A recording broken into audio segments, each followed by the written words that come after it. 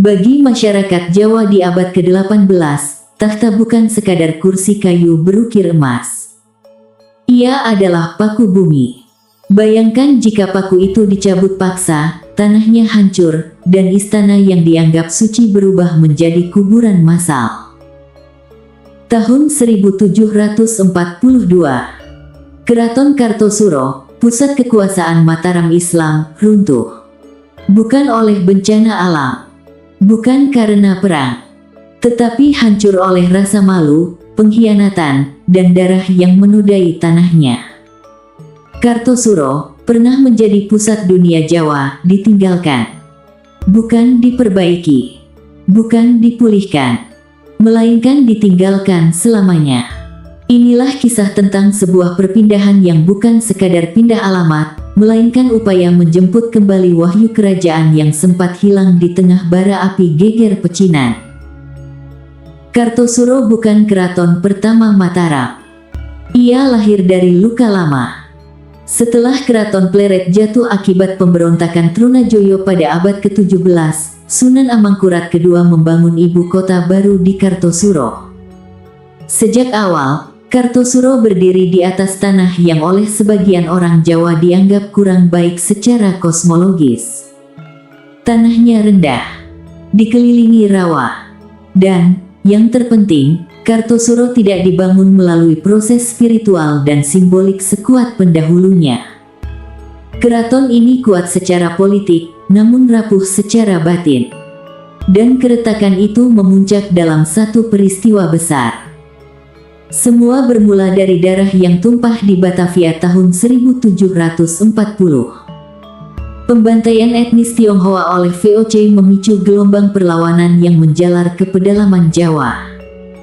Pakubuwana II, sang Raja Kartosuro, berada di persimpangan jalan yang mustahil. Awalnya ia mendukung pemberontakan melawan Kompeni, namun kemudian berubah haluan kembali memihak VOC. Pengkhianatan ini dibayar mahal. Raden Mas Garendi, atau Sunan Kuning, bersama pasukan gabungan Jawa Tionghoa, menyerbu Kartasura pada tanggal 30 Juni tahun 1742. Kartosura bukan hanya menjadi sasaran, tetapi jatuh ke tangan pemberontak. Keraton direbut. Raja Pakubuwono II melarikan diri ke Ponorogo. Bangsal dirusak. Singgasana diduduki musuh. Dalam pandangan Jawa, ini bukan sekadar kekalahan militer. Untuk pertama kalinya dalam sejarah Mataram, seorang raja harus lari tunggang langgang meninggalkan istananya. Kartosuro jatuh. Istana dijarah. Yang lebih menyakitkan bagi orang Jawa adalah, keraton itu telah kehilangan cahayanya. Secara spiritual, keraton yang pernah diduduki musuh dianggap sudah najis dan tidak layak lagi dihuni. VOC membantu Pakubuwono II merebut kembali Kartosuro. Secara fisik, Kartosuro bisa diperbaiki, tetapi tidak secara spiritual.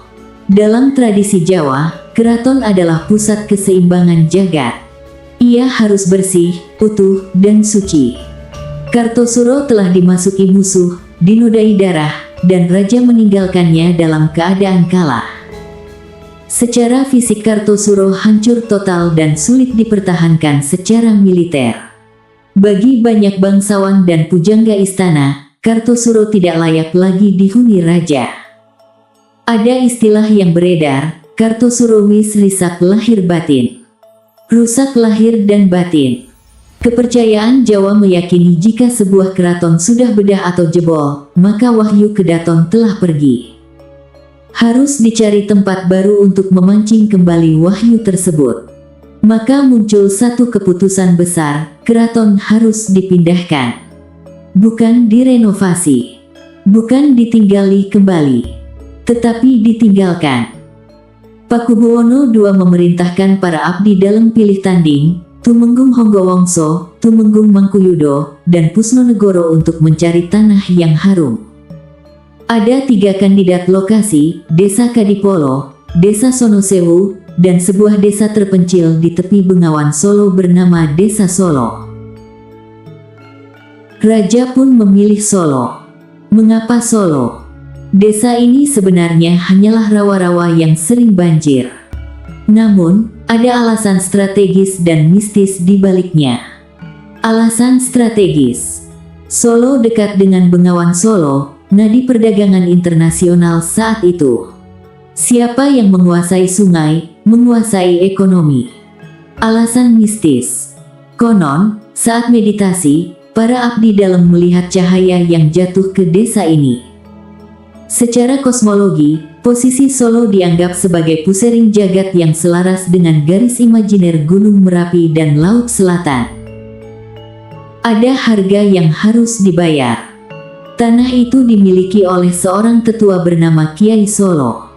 Legenda mengatakan, tanah Solo adalah tanah yang angker dan terus-menerus digenangi air. Kiai Solo setuju memberikan tanahnya setelah dilakukan negosiasi spiritual dan pemberian ganti rugi sebesar 10.000 ringgit emas. Harga yang terbilang mahal untuk ukuran saat itu. Siapa otak di balik megahnya bangunan ini? Adalah Pangeran Mangkubumi, yang kelak menjadi Sultan Hamengkubuwono pertama, bersama Pangeran Wijil, seorang ahli bangunan dan sastrawan. Mangkubumi dikenal sebagai arsitek jenius yang meletakkan dasar-dasar filosofis tata ruang keraton. Keraton Surakarta dirancang dengan konsep catur gatra tunggal. Keraton, alun-alun, masjid, dan pasar sebagai satu kesatuan kosmos.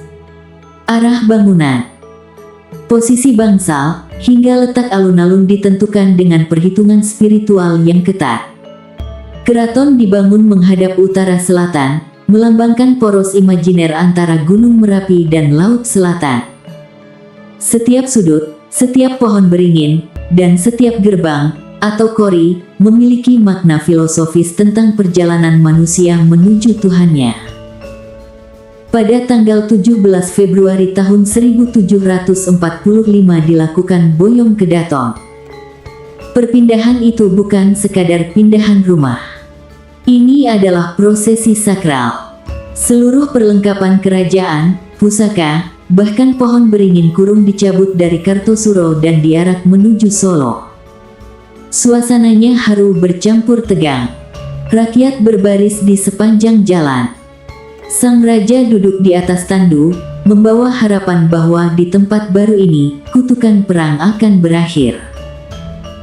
Desa kecil itu kini kita kenal sebagai Solo atau Surakarta Hadiningrat. Sebuah kota yang lahir dari abu kehancuran Kartosuro.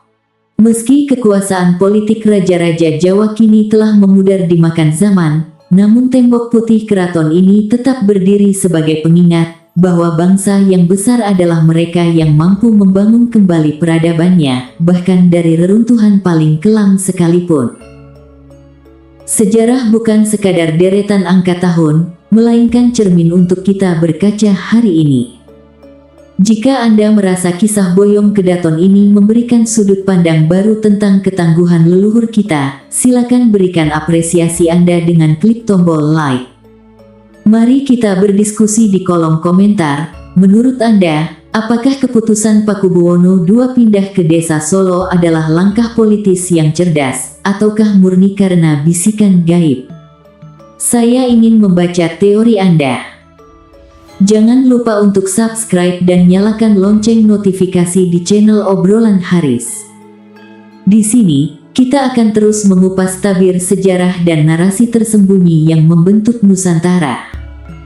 Saya Ken Utami, terima kasih telah menyimak hingga detik ini. Rahayu.